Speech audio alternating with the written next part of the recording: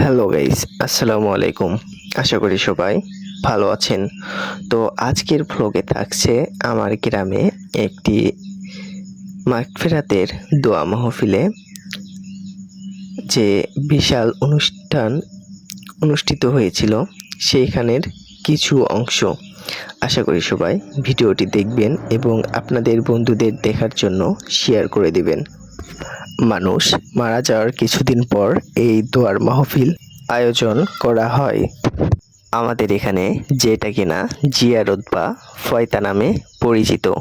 আপনার গ্রামে এটাকে কি বলে অবশ্যই কমেন্ট বক্সে লিখে যাবেন।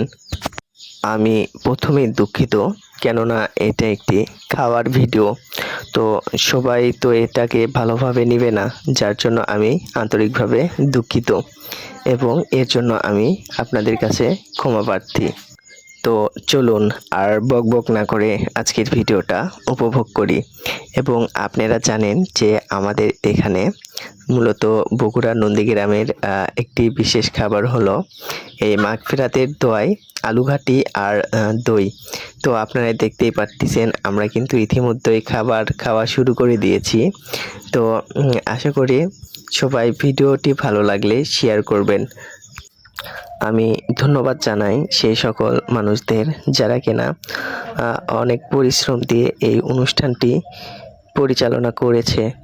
আর পরিশেষে আমি একটি কথাই বলবো যে যে ব্যক্তির জন্য এই মিলাদ মাহফিলটি অনুষ্ঠিত হয়, সবাই আসুন উক্ত ব্যক্তির জন্য প্রাণ খুলে দোয়া করি, যার জন্য এত বড় অনুষ্ঠান আয়োজন করা হয়। হে আল্লাহ, তিনি যেন জান্নাতবাসী হয়। আল্লাহ আপনি ওনাকে জান্নাত দান করুন, আমিন। পরিশেষে একটি কথা বলতে চাই, যদিও এটা ভ্লগ ভিডিও তাই কথাটা বলতে চাইছিলাম না, তারপরেও বললাম। আসলে একটা জিনিস যে সবার ভালো লাগবে তা কখনোই না।